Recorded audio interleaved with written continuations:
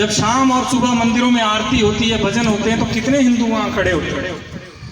अरे आपके मंदिरों में तो घंटी बजाने के लिए भी मशीनों का उपयोग हो रहा है। तो मुझे बताइए कि जब आप हिंदू राष्ट्र की बात करते हैं, उस हिंदू राष्ट्र में भी मशीनों से घंटी बजाई जाएगी? आप मुझे बताइए, जिस हिंदू राष्ट्र की आप बात करते हैं, क्या उस हिंदू राष्ट्र में आज हिमाचल प्रदेश में वृद्धाश्रम जो है तेज गति से खुल रहे हैं या नहीं खुल रहे हैं? खुले हैं ना? क्या आवश्यकता पड़ गई वृद्धाश्रम की? जिस माँ बाप ने आपको आपके बचपन से लेकर के जवानी तक अपना सर्वस्व लगा करके बड़ा किया, पढ़ाया लिखाया और संस्कार देने का काम किया, आज वो माँ बाप कहां सड़ रहे हैं? क्या हिंदू राष्ट्र में भी वृद्धाश्रम होंगे या नहीं होंगे? ये समाज को विचार करना है। आज हमारे संस्कारों की परिणति क्या हो गई है? किस दिशा में हम लोग जा रहे हैं? हिंदू राष्ट्र केवल नारे लगाने से नहीं बनेगा। हिंदू राष्ट्र को अपने जीवन में वो संस्कार ला करके, एक संस्कार क्रांति खड़ी करके हिंदुओं को हिंदू राष्ट्र बनाना पड़ेगा। किसी कागज के टुकड़े पर लिखने से हिंदू राष्ट्र नहीं हो जाएगा।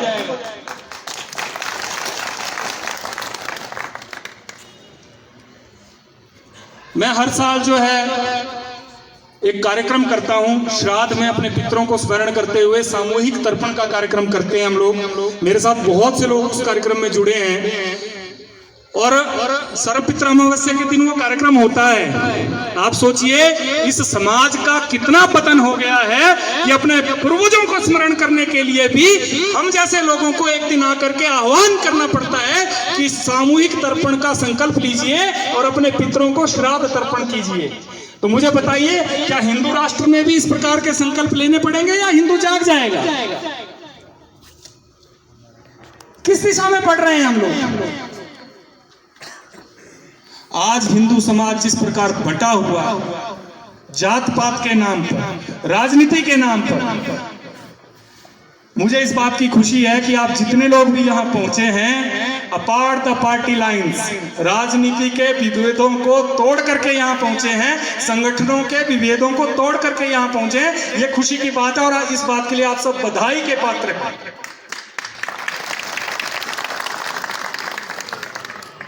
हिंदू समाज तब तक सबल और अजय नहीं हो सकता जब तक वो इन विभेदों को तोड़ करके हिंदू के नाते अपने भाइयों के साथ खड़े होने का संकल्प लेना नहीं सीख लेता और खड़ा होना नहीं सीख लेता।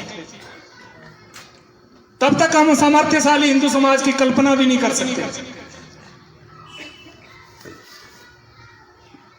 मैं जब यहां के लिए आ रहा था तो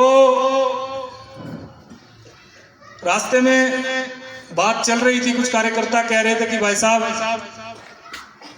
हम लोगों को अपने सिलेबस में बदलाव करना चाहिए और सिलेबस में बदलाव करके हमारे धर्म ग्रंथों को पढ़ाया जाना चाहिए। मैं एक बात पूछना चाहता हूँ, हम राम राज्य की बात करते हैं, कल्पना करते हैं, हिंदू राष्ट्र की कल्पना करते हैं, क्या उस हिंदू राष्ट्र में भी हिंदुओं को सड़कों पर रामायण, रामचरितमानस, महाभारत और भगवत गीता बांट करके जगाना पड़ेगा, या उस हिंदू राष्ट्र की परिकल्पना क्या होगी? आज तो स्थिति यही है। आप लोग यहाँ बैठे हैं, आप बताइए, आप में से कितने लोगों के घरों में ये ग्रंथ पाए हैं, या आप उनको पढ़ने का कभी खोल करके उनकी धूल जो है उसको हटा करके उनको पढ़ने की जहमत उठाते हैं क्या? पढ़ते हैं क्या? आप देख लीजिए इस संख्या में से कितने हाथ खड़े हुए हैं। ये स्थिति है अपने हिंदू समाज की, और ये स्थिति है, आप सोच लीजिए कि अब किस दिशा में अपना समाज चल रहा है। ये केवल ग्रंथ नहीं है, हमारे शास्त्र, हम हिंदू राष्ट्र की कल्पना करते हैं, फेसबुक सोशल मीडिया के ऊपर आए दिन बड़े बड़े नारे लिखते हैं, बड़ी बड़ी बातें लिखते हैं। मुझे ये बताइए कि हिंदू राष्ट्र की परिकल्पना में क्या शास्त्रों के अनुसार जो है, हमारे शास्त्रों में लिखा गया है कि सूर्योदय से पहले हम लोगों को जग जाना चाहिए? मेरे बड़े बुजुर्ग यहाँ बैठे हैं, उनको पता होगा। तो आप मुझे बताइए कि कितने लोग, कितने परिवार हिंदू समाज के आज सूर्योदय से पहले उठते हैं? बहुत कम लोग होंगे। जो बड़े बुजुर्ग यहाँ होंगे उनको छोड़ करके आज की युवा नौजवान पीढ़ी की अगर बात करें तो सबका सूर्योदय जो है 10 बजे के बाद ही होता है, लगभग 9 बजे के बाद होता है। तो किस हिंदू राष्ट्र की बात करते हैं? और क्या जिन संस्कारों की हम बात करते हैं, अभी अध्यक्ष जी ने जो बात कही कि ये जीवन पद्धति है, हाँ है जीवन पद्धति, लेकिन क्या उस जीवन पद्धति के ऊपर हम अनुसरण कर रहे हैं, या आज की जो हमारी पीढ़ी है, क्या उन जीवन पद्धतियों को अपना करके हम आगे बढ़ रहे हैं? क्या उस दिशा में हमारे नौजवान उन जीवन मूल्यों को लेकर के आगे चल पा रहे हैं? कितने परिवार हैं जिनमें रोज सुबह शाम जो है ईश्वर का भजन पूरा परिवार मिलकर के बैठ करके करता है? कितने हिंदू परिवार हैं बताइए मुझे, हाथ खड़ा कीजिए। कितने परिवारों में बूढ़े से लेकर के बच्चे सब जो है एक साथ मिलकर के भजन और कीर्तन करते हैं और भगवान का पूजा पाठ करते हैं सुबह शाम? कीजिए हाथ खड़ा, मुझे भी पता लग जाएगा। अब आप देख लीजिए कितने हाथ खड़े हुए हैं। कितने परिवारों में मिलकर के बैठ करके एक साथ हम सुबह और शाम का भोजन करते हैं। चलिए सुबह छोड़ दीजिए, सबको दौड़ होती है, कोई ड्यूटी जा रहा है, कोई स्कूल जा रहा है, लेकिन शाम को क्या पूरा परिवार एक साथ बैठ करके भोजन कर पाता है? सब अपने अपने कमरे में, ये जो बीमारी है आज मीडिया क्रांति के कारण जो बीमारी आई है, सब अपने अपने कमरों में अलग अलग बैठ करके, भाई को बहन का पता नहीं, पिता को माता का पता नहीं, माँ को बेटे का पता नहीं। लव जिहाद क्यों नहीं होगा? जब आप संवाद ही नहीं कर रहे हैं अपने परिवार में, जब आप अपने माता पिता से बात नहीं हो रही है, भाई की बहन से बात नहीं हो रही है, तो उसके जीवन में चल क्या रहा है, कौन उसके जीवन में आ रहा है, कौन उसको बरकला रहा है और किस दिशा में उसको ले जा रहा है, आपको कैसे पता चलेगा? लव जिहाद होगा या नहीं होगा बताइए मुझे? होगा? इन विषयों के ऊपर चिंतन कौन करेगा? हम दोष देते हैं कि वो कर रहे हैं। अरे भाई वो अपना काम कर रहे हैं, वो बखूबी कर रहे हैं, वो उनका मिशन है, लेकिन आप क्या कर रहे हैं उसके ऊपर चिंतन कीजिए। क्या आपने अपने परिवार में वो जीवन मूल्य अपनी बच्चियों को दिए? क्या वो संस्कार हमने अपने बच्चों को दिए जिन संस्कारों के कारण और उन आदर्शों के कारण, उन मर्यादाओं के कारण वो उस ट्रैप में फंसने से बचे? नहीं। इन सारे विषयों के ऊपर हम लोगों को चिंतन करना पड़ेगा। और ये देखिए, ये जो चुनौतियां हैं, धर्मांतरण की चुनौती आज है, ईसाई मिशनरियां अपना काम कर रही हैं। क्यों कर रही हैं भाई? क्योंकि हमने अपने धर्म ग्रंथों को पढ़ना छोड़ दिया। अध्यक्ष जी ने कहा कि गरुड़ पुराण की बात की इन्होंने, बहुत सी बातें उसमें ऐसी हैं जो आज हमारे जीवन से जुड़ी हुई। हमने अपनी भगवत गीता को छोड़ दिया, भगवान राम के चरित्र को पढ़ना छोड़ दिया, महाभारत पढ़ना छोड़ दिया, फिर हम बात करते हैं कि ये चीजें हो रही हैं। वो घटित होंगी, वो उनकी सभ्यता संस्कृति में है, वो कर रहे हैं, उनको दोष देना गलत है, वो अपना काम कर रहे हैं, लेकिन हम अपना काम सही तरीके से नहीं कर रहे हैं। अगर हिंदू समाज अपने संस्कारों के ऊपर, अपनी मर्यादाओं के ऊपर चल करके अपनी पीढ़ियों को आगे बढ़ाएगा, तो मुझे लगता है कि ये जो घटनाएं आज हो रही हैं, जो चुनौतियां आज हिंदू समाज के सामने हैं, उन चुनौतियों से हम आसानी से पार पा सकते हैं।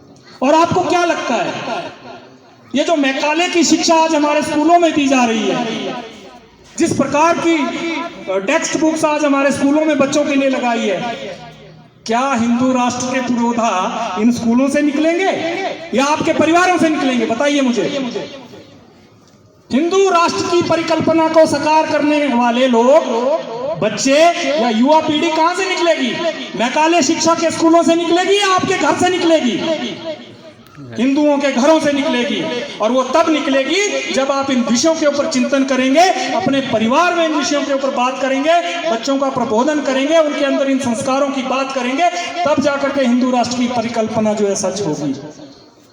अन्यथा फेसबुक व्हाट्सएप के ऊपर आप जितना मर्जी चिल्लाइए, ऐसे विराट हिंदू सम्मेलन आप जितने मर्जी कर लीजिए, हिंदू राष्ट्र की परिकल्पना संपूर्ण होने वाली नहीं है।